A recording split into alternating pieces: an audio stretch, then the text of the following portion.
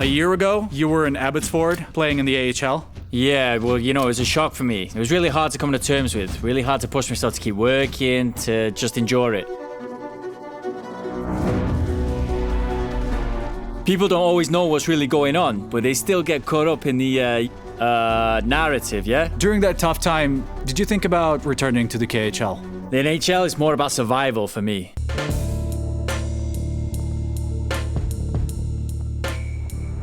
All right, folks, here we are, and we're still in the Ice District. Not that we've been camped out here all day or anything, we just showed up this evening. This place is gorgeous. If you saw Dima's video, the one he shot at the Stanley Cup final, you'll remember just how packed it was here during the Stanley Cup final. The energy was unreal.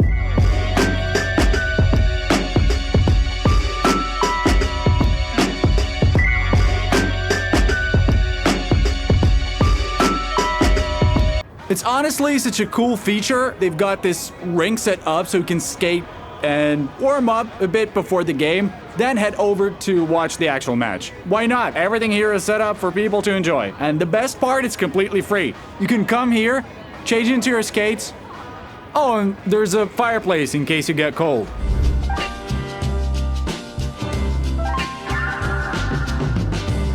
Your line mates right now, like every single one of them is a highlight reel. Yeah. Each guy's practically a legend, a highlight. Yeah. One of those legends is Kane. I mean, the guy's got so many stories, divorces and comebacks, and he loses everything and then he makes it back. And his career hasn't even been that long, but man, it's been intense. What's he like in real life, like day to day? First of all, you've got to have a certain mindset to go through all that and still walk around smiling like Evander does. Hanging out, joking with everyone, like it's no big deal. I don't know, he's got that gangster vibe, Honestly, I don't know him super well, honestly, personally. But when you look at him, he just gives out that rapper energy, Like hockey player, really. You just look at him and think, it's like just throw some chains at him and that's it. Seriously, he's got that rock star vibe, I'd say. What about Corey Perry? Corey Perry's a legend. Despite his age, how old is he now? 39 years old? Just imagine the kind of path he's had. He wouldn't have cut back in 2007 when he was still pretty young. And in the last 6 years, he's lost in the finals 4 times. I mean, personally, I don't even know how I'd handle that. For me, it just blows my mind. But he's still great with everyone. Easy to talk to, always up for a laugh, and still puts in the work too, yeah, right? He's a real leader. He'll drop the gloves with anyone. He doesn't care who or where it is. He's got his own code, like a set of values, habits of being a good teammate, a good player. We get along great at team dinners or wherever it might be. Honestly, I've got nothing bad to say about him. For us fans watching from the outside, not being in the room, first of all, we remember how Perry came in, especially with Chicago, where he was brought in to mentor Bedard. Yeah. At least that's how it looked from the outside. And then came that scandal. People were saying there was something going on with Bedard's mom or whatever. It's nonsense. A fake story. Of course. He became the scapegoat in that whole situation. I think so, yeah. Just a matter of reputational risk. Yeah, I don't even think anyone really even looked into what actually happened or why it happened. I'm sure there was some kind of reason. Don't really remember. They swept it under the rug by just letting Perry go. Who else were they going to cut? Bedard? No. Yeah. No way. I think there was also some older case, like a sex scandal involving a coach or something. Who invited players over? Invited them over. Yeah, and then years later, 10 years or 5, I don't know, after some time, someone decided to speak up. Maybe that player's career, I don't know, didn't work out. But you could say that about anything. I could go out right now with some official statement, like, I don't know, accuse someone of something awful, and that person would be in trouble, even if I'd only ever met them once in my life. People don't really look into things. They just fall under the influence of, media influence, and it's so easy to tarnish someone's name, to smear anyone, and then that person has to live with it for years. You mention someone's name and people go, oh, isn't that guy who, had that story, that scandal? So basically Perry just got dumped. I really think they just cut him loose.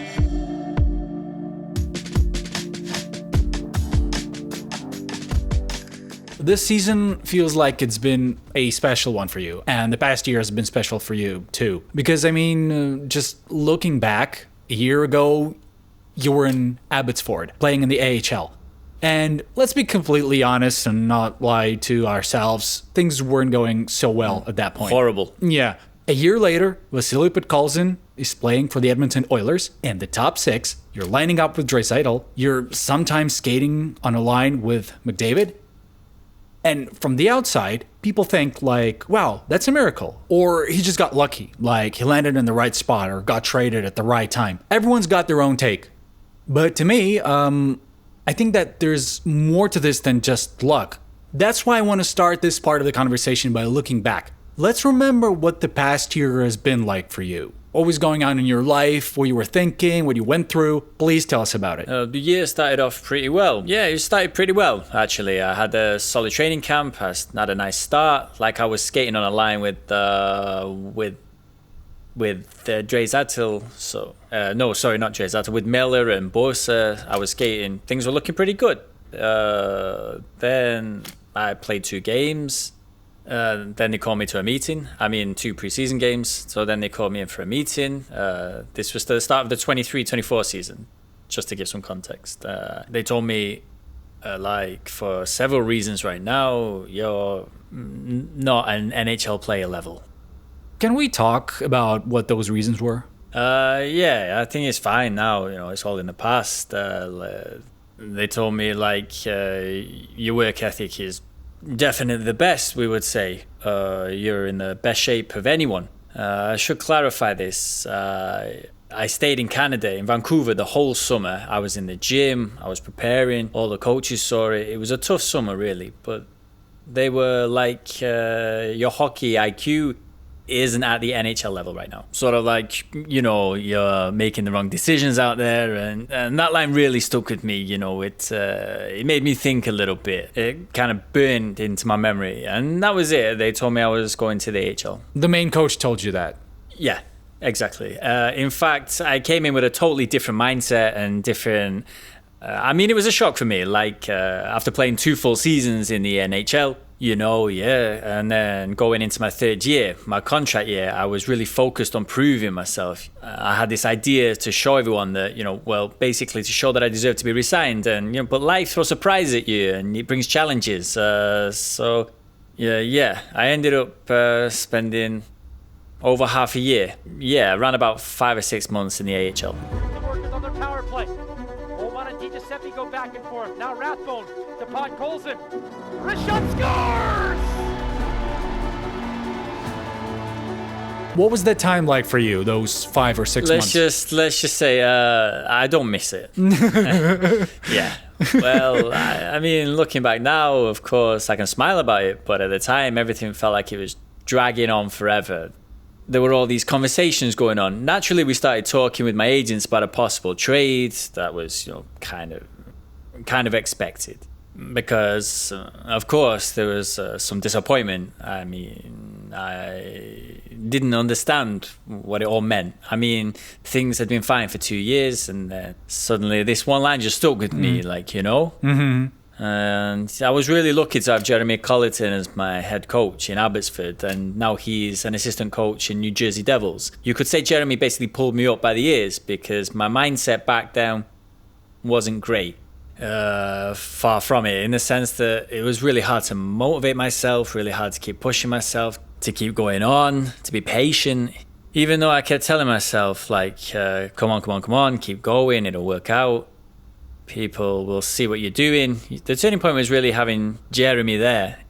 In the toughest moments, he was always there for me. Sometimes he even cut me a bit of slack when I needed it. And he talked to me a lot. Honestly, I can say that thanks to him, I grew. Not just as a player, but maybe as a person too. I came back to the main roster in March of the same year with a completely different mindset. And now, honestly, it feels like a breath of fresh air or a gift from above, so to speak, that everything is, sorted out, that I'm right here and I'm playing. That's all that matters now. Did you ever find yourself thinking, because I'm sure you did at the time, why did this happen in the first place? Yeah. Did you ever come to an answer? No, I still haven't. Physically, I was 100% ready, but everyone's physically ready. Sometimes that's just not enough. I don't know. Maybe I just wasn't part of their plan anymore. You see, the ones who brought me into the NHL, the ones who chose me in the draft, they're gone. They're not here anymore. No, they're not in the organization anymore. And the new people came in with their own vision for the approach, for the lineup, for the style of play. What were they supposed to do? Keep giving Vasily Podkolzin like his regular NHL minutes in his third year? Or maybe send him down. I tried to put myself in their shoes. I tried to understand their side too. So maybe it was easier for them just to let me play in the AHL and focus on the team they were building. I don't think that their goal was to develop me, like whether I was ready or not. I think in their plan, in their vision at that time, I didn't fit into any of the 4 lines.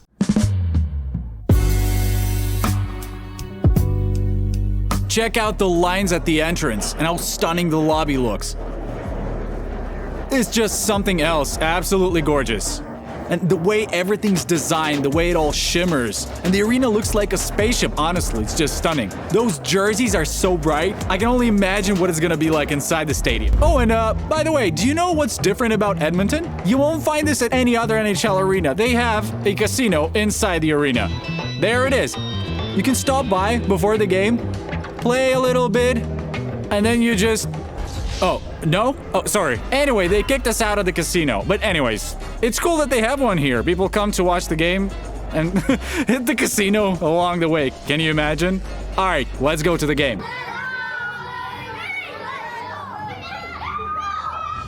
Right now, we're standing in the tunnel area. Behind me is where the players will be coming out. And honestly, I've realized something. Being down here in the tunnel area, it feels totally different. There's this sense of suspense, you know? Everything's quiet and calm, and soon the team's gonna come out, and we're about to see that.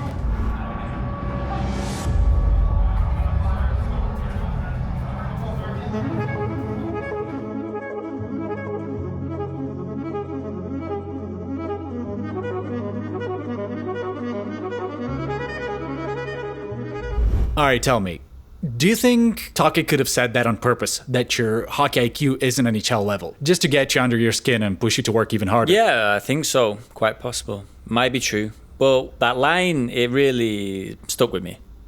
So it really did hurt you? Yeah, of course, it did. Later, when I got called back up to the team, Tocchet told me that my game, my play style, had changed a lot for the better. That I'd become, I don't know, confident, something like that. Honestly, I don't really buy into it. You're not going to learn to play real hockey in the AHL. I mean, as harsh as that might sound, to me, the AHL is more about survival, but that's for now. To center climb, he's gone to the bench. The door was open, and Smith went out into that. Now they're going to fight. Someone reached over the bench. Guillermin comes up swinging, and this one. And now that draws everybody, including the Marlies, who made a line change to stick up for Brad Ross. Trying to fight guys at the Monsters bench. And all he's upset about is Brian Strait cross-checking Abramoff in the back. Maybe it's different for other guys. Everyone sees it their own way, but for me, it felt like survival. It's a fight for a spot. There's not, a strong sense of team or unity. Everyone's chasing their own goal there. Mm-hmm. So for me, by all means, the number one goal was to get out of there as soon as I could. During that tough time, did you think about returning to the KHL? No. I mean, of course, I had these thoughts. You know, you start wondering what exactly went wrong in your North American career, but thoughts of going back? No, really. All right, tell me, do you know what surprised the local journalists the most? It's that Vasily Podkolzin always hits the ice 20 minutes before the rest of the team. Everyone talks about your work ethic. Where did that come from? Is that something that started this season, or have you always been like that, even as a kid, or back in Abbotsford? No, it was the same in Vancouver. I always came out earlier than everyone else. But I mean, it wasn't like I was trying to prove something or work insanely hard just to show off. It's just that, here the goalies come out about 50 minutes early and I kind of take another 15 minutes on top of that for myself. I get some shots in, move around a bit, and the coaches too. Sometimes the coaches come out early too. Like, sometimes the coaching staff come out on the ice early too, like to shoot around or do some extra individual drills. And so for me, it's not about being the first one on the ice or anything like that. Like, I must be the first one on the ice. No. I just know, it's turned into a routine and I don't even notice it anymore. Like I show up at the arena and basically do the same things every time. Gym, bike, stretching, breakfast. Are you the that first kind one of to stuff. show up? No, one of the first. Yeah, I usually get there a bit early. And when I start getting dressed for the ice, even though practice is still a way off, I don't even think about it. Naturally the guys are joking around like when we're on the road, you can't go out early because another team is using the ice before us and we only go on after them. So there's a 20-minute slot for practice and I'm still getting dressed. And someone like Perry or McDavid were like, ice is ready, where are you? You're late again, always late. They're just messing with me, obviously. Okay, so after hearing those words from Tocchet, do you think we could have come back and still respect him, still played hard for the team with the same attitude? Yeah. No so it's problem just at all. business. Oh, totally. First of all, credit to him for saying it. It means he believes people are allowed to have their own opinion. And for me, it's not like those words hurt me.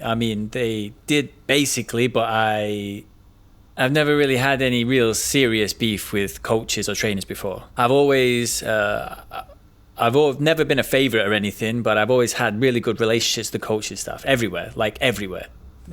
This was probably just my first time experiencing something like that, and of course it's his opinion. If he said it, fine. Even now, if we saw each other or talked on the phone, I'd have no problem speaking with him and so on. Really, no problem. So in the end, you guys parted on good terms. Totally. We shook hands, said thank you. Actually, there was more to it. Tocchet even called over here. There's a coach here, Paul Coffey. Yeah. They're friends, good friends. Tocchet called him and said, you're getting a good guy. Take care of him. That was a nice thing to do. Mm-hmm. So, yeah. There you go. Yeah.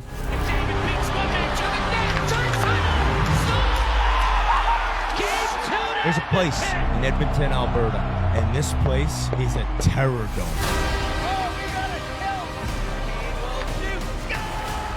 There's this VIP box here. From behind the glass, you can actually watch the players as they come out.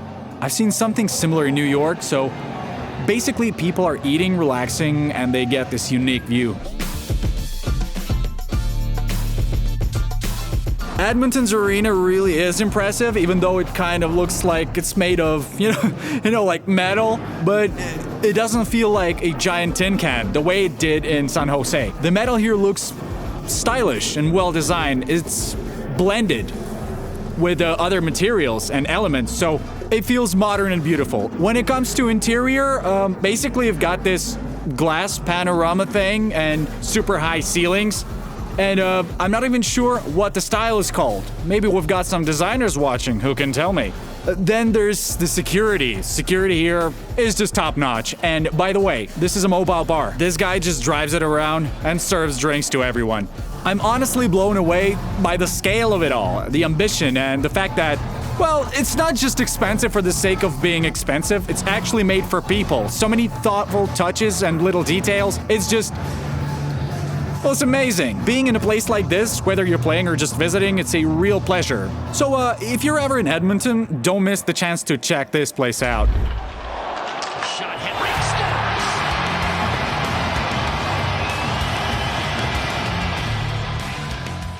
I heard you've got an interesting story about your jersey number. Yeah.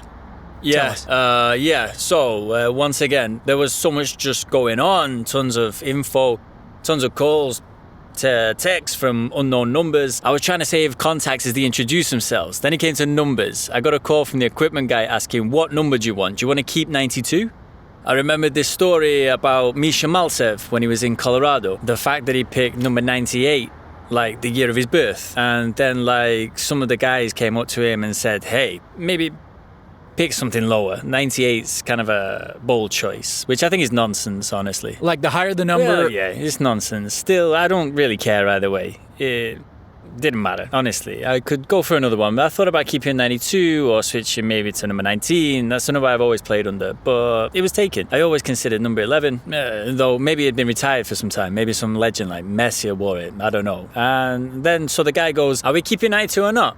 And I said, can I make a quick call? At that time, the only player I really knew was Nugent Hopkins because he's from Vancouver. And I used to skate and work out with him in the gym. So I said, let me ask him real quick if it's cool. I'm fine either way. Just to be respectful. I mean, think about it. 90 is Corey Perry, 91 is Kane, 92 would be me, 97 is McDavid, and 93 is Nugent Hopkins. So it's kind of a stacked lineup, right? But I asked him quickly, and Nuge got back to me right away. He said, yeah, take it, of course, no problem at all. So they were really cool about it. But even if they'd have said, hey, maybe pick something else, I would have totally understood that. So why 92, by the way? You know, I used to always wear 19, but then Vladimir Kachov came to CSKA and he picked 19.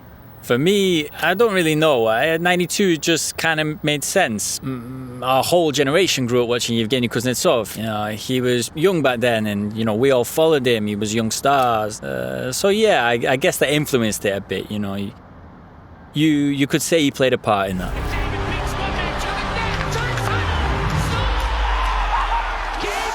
There's a place in Edmonton, Alberta, and this place is a terror dome.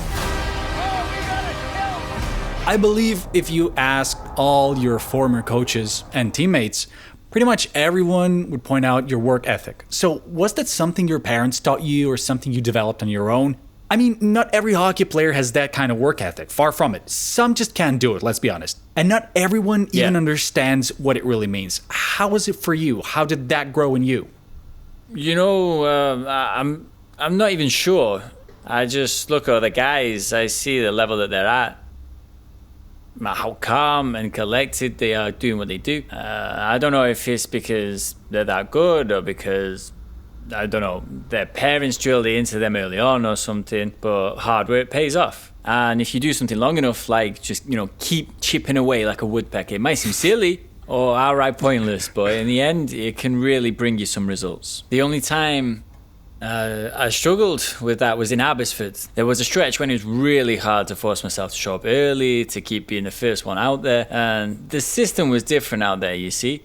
Like, before every practice, they post a list 15 minutes ahead saying which forwards or defensemen were supposed to be on the ice. So you didn't really have any open ice time. And to be honest, it got tough. I think, man, I really don't want to go out there today. I just don't want to. Especially not early. You know, but I still managed to push myself. But how? How'd you do it? Nothing special. I just say to myself, what then? Should I pack up my stuff and go home? Is that it? It's hard to argue with yourself, to be honest, but I got reasons to keep going. I've got a dream. I've always dreamed of playing in the NHL, you know, or always wanted to be here and play here. I've got a family I can't let down. I've got everything. I've got 2 arms, I have 2 legs, the head. I've got everything I need to play in the NHL and be a good player here. So at that point, it's like there's no turning back, even when it gets tough. I don't know if you know. Well, you probably do. There's this footballer, Alexei Smertin. Yeah. He once said that when his dad wanted to boost his fitness, he made him race the elevator up the stairs. Did your dad raise you with that kind of mindset? Like, Vasily, hard work really matters? Or maybe he had his own unique approach? Never. Big thanks to him for that. He never pressured me at all, you know, because I've seen those hockey parents who just absolutely physically destroy their own kids. I remember it, I've seen it, and I just think it's wrong, if I'm honest. My dad never forced me. He'd say, you're doing this because you love it, right? I said, yeah. Naturally, he was one of the first who showed me hockey. I mean, I didn't decide anything at 4 years old, but I still wanted it for myself back then. And my dad never said anything harsh to me. Sure, when I was slacking off, he probably noticed. He'd say something like, it's just that I've seen what you're capable of and this isn't it. That was his message. But I never had any issues with him because of that. You know, my parents, huge thanks to them, they only ever helped. They always supported me, always on my side. So how did they support you during that tough period? I think they were even more stressed than I was. It's obvious that falling always hurts, and they were worried about their son in the AHL. Well, roughly speaking. That's classic. Roughly what speaking. else to say? So yeah, I told them, you know, that's how it works. it must be done. This is the path. I'm that kind of player. You know, I fully understand them. I mean, I don't know how I'd react if I were a parent. But of course, they were very upset. That's normal. But I kept telling them, it's okay. Everything's fine. I'm working now. I said the same thing to everyone. Anyone who asked. Sasha too. She didn't show it much, you know, but I know she was upset too. Basically, everyone realized and knew where I could be and where I was. When they come to your games in Edmonton, what do they say to you? They actually came for the first time this past November. It was their first time seeing me play an NHL game live. And I hadn't scored in a while. But on the last day here, we had a game against the Rangers and I finally scored. And it was like, thank God they got to see it with their own eyes. And they had a great time overall, you know, spending time with their granddaughter and everything. Yeah, it was great.